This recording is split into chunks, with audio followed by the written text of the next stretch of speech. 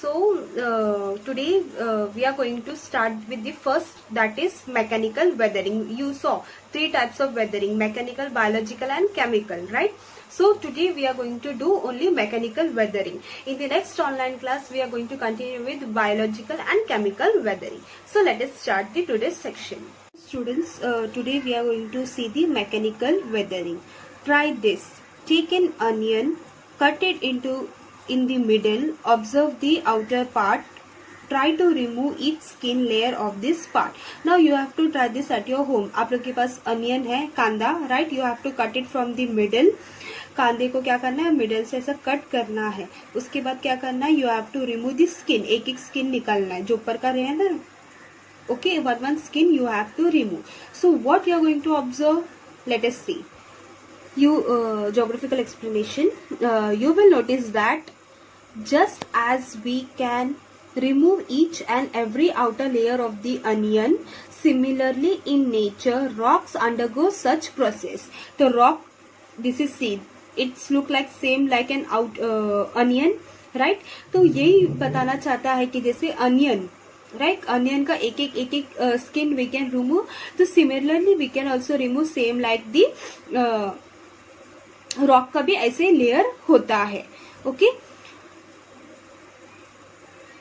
The exposed part of the rock heats more while the inner part is comparatively cooler. Exposed मतलब visible part. Okay, जो बाहर का part है, okay, the outer part which is visible to you, that is more heater because heat directly ऊपर आता है, right? And inner part, okay, comparatively क्या है, कूलर, बिकॉज वो बहुत अंदर रहता है, उसके बहुत सारे लेयर्स अप रहते हैं. इसके लिए रॉक का जो बाहर का एक्सपोज्ड पार्ट है, जो दिखने वाला आउटर लेयर पार्ट है, that is more heater than the inner part. As a result the outer layer of the rocks fall apart from the main rock. Fall apart मतलब गिर जाना. ओके, तो इसकी वजह से क्या हो जाता है, रॉक्स का वेरिएशन, मतलब रॉक्स अलग अलग हो जाते हैं.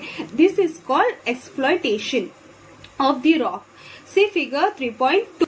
So have you seen this? This is an exploitation ka. Okay, this is an image of the exploitation.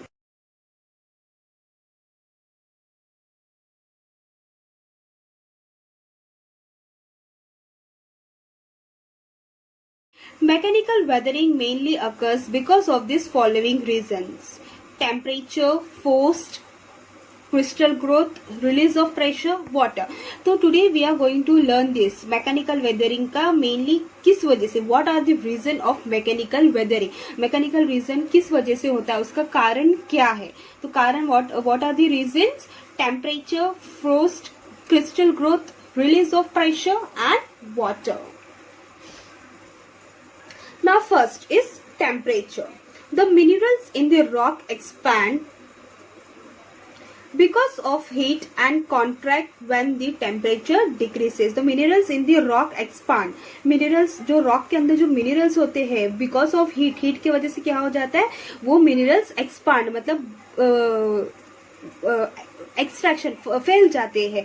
And contract when the heat temperature decreases, मतलब जैसे जैसे वो हीट कम या फिर कूल होते जाता है, वो क्या हो जाता है, वापस सुकुड़ जाता है. कॉन्ट्रैक्ट मतलब सुकुड़ जाना.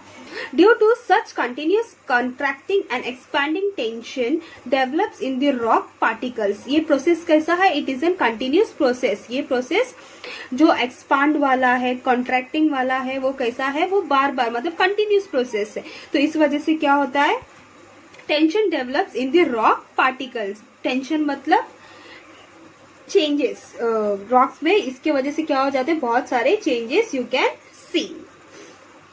Each minerals reacts differently to the temperature.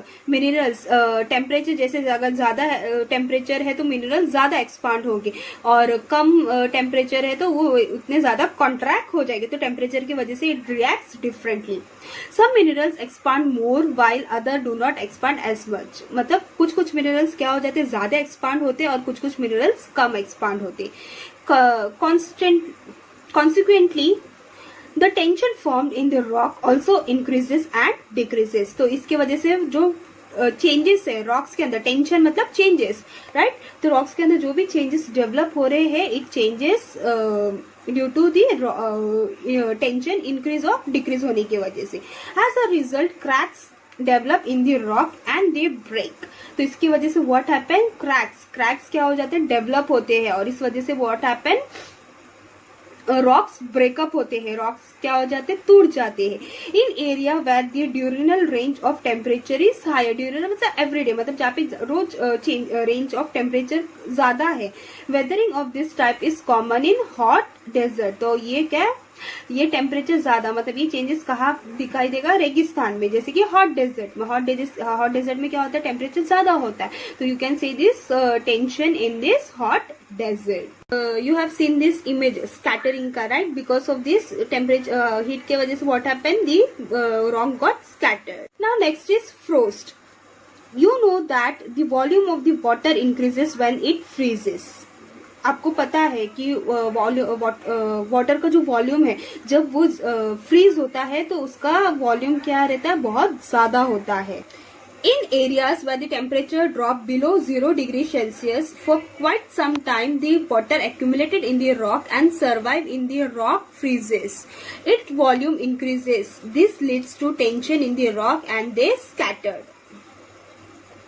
So when the temperature, okay, in some areas when the temperature जब drop मतलब नीचे गिर जाता है 0 डिग्री सेल्सियस के, तो what happens, sometimes the water accumulated in the cracks. Water मतलब जब क्रैक्स के अंदर, रॉक के अंदर जो क्रैक्स आते हैं उसमें अगर वाटर जमा हुआ है, ओके, तो क्रैक्स में या फिर क्रिविस मतलब होल, क्या खड्डे पे तो रॉक्स क्या हो जाता है, फ्रीज होता है। इट वॉल्यूम इंक्रीजेस, इसकी वजह से क्या होता है, उसका जो रॉक का क्या वॉल्यूम ज्यादा इंक्रीज होता है और उस वजह से वो क्या हो जाता है, फट जाता है। दिस लीड्स टू टेंशन यानी चेंजेस। उसकी वजह से क्या हो जाता है, रॉक्स में चेंजेस अकर होते हैं in the rocks and they scattered. This is the image of scattering. What happen, the water जमा होने की वजह से it freezes and the tension, it create tension and the rocks get scattered.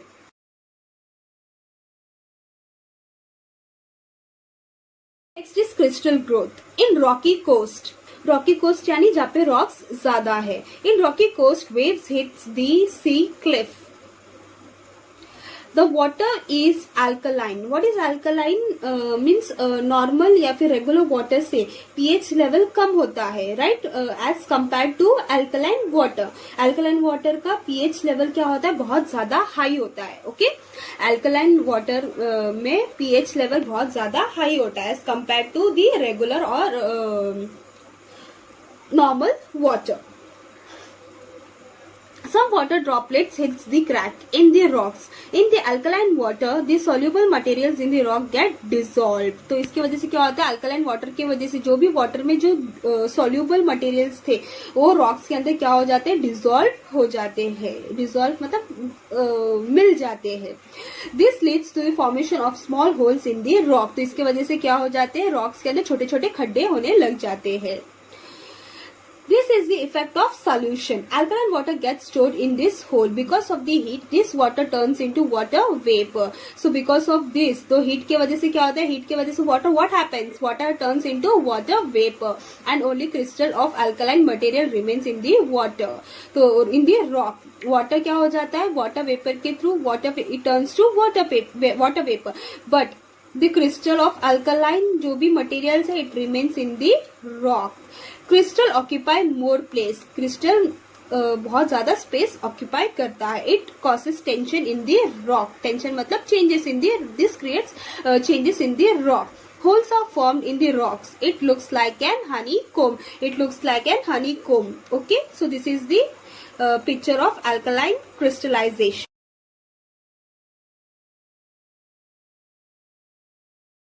Release of pressure. It is a hot that tension is created in the rocks only because of temperature, freezing of water or crystallization. It is not tension is created in the rocks. सिर्फ बोलते ना rocks में tension सिर्फ temperature की वजह से या freezing मतलब वाटर का फ्रीज होने से या फिर क्रिस्टलाइजेशन होने की वजह से ही नहीं।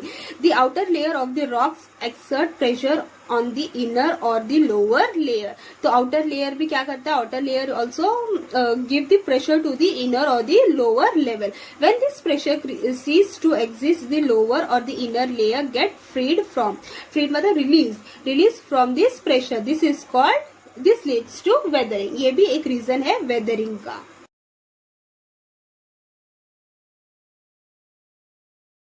Now next is water. Some area experience more rainfall than the other. आपको पता है कि कुछ एरिया में ज्यादा रेनफॉल होते हैं और कुछ एरिया में बहुत कम रेनफॉल होते हैं. तो what is the reason? In such areas soaking of rock water also causes weathering of some rocks like sandstones and conglomerate. Okay, these are the two types of rocks that causes weathering. Okay, so this is the photo. These rocks are formed because of pressure. On the agglomeration of sand particles, mud also makes sand particles come together. So mud also helps sand to come together. You can see over here. Okay, agglomeration मतलब collection of sand particles. Okay, जो छोटे छोटे मट्टी होते हैं या फिर छोटे छोटे सैंड के पार्टिकल्स होते हैं उसको कलेक्ट करना है. ओके, उसको बोलते हैं together, it forms together. When water penetrates such rocks, the particles get loose and separate from the main rock. तो उसकी वजह से क्या होता है, जब water penetrates, okay, goes into such rocks. Penetrates मतलब रॉक से निकल जाना. This particles get loose and separate from the main rock. मतलब जो बड़े रॉक से वो क्या हो जाते हैं, वो छोटे छोटे पार्टिकल्स क्या हो जाते हैं, निकल जाते हैं. बार बार वाटर का बोलते ना टक्कर, वाटर को जब रॉक्स पे जब वाटर पत्थर जब फ्लो होता है तब उसमें क्या हो जाता है, उसके वजह से जब छोटे छोटे पार्टिकल्स होते हैं रॉक सैंड पार्टिकल्स, वो क्या हो जाते हैं, रिमूव हो जाते हैं. This is called granular weathering. So you can see the image.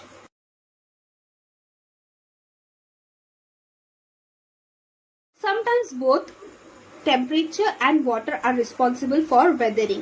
Difference in temperature causes contraction and expansion. The difference in temperature के आपने अभी देखा है कि टेम्परेचर की वजह से भी causes क्या होता है, contraction and expansion. contraction मतलब खींचना, contraction and expansion, समझा, खींचना. Widening the joints or the cracks in the rocks. तो cracks मतलब rocks के अंदर भी cracks होते हैं. Water accumulates, water जमा हो जाते in such wide joints and big blocks of rock separate from the each other. मतलब इसके वजह से क्या होता है, जो बड़े बड़े पत्थर है वो क्या हो जाते हैं, टूट जाते हैं वाटर के जमा होने की वजह से, बार बार वाटर फ्लो होने की वजह से. और बड़े बड़े रॉक्स क्या हो जाते हैं, they get separated from each other. This is called block disintegration. You have seen this image in the last class, right? This is the image of block integration. जिसकी वजह से क्या होते हैं, बड़े बड़े पत्थर क्या हो जाते हैं, अलग अलग हो जाते हैं.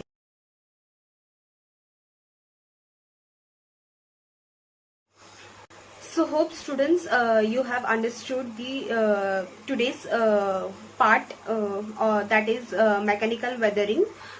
So in the next online class we are going to continue with the same chapter, the last part of this chapter, that is chemical and biological weathering.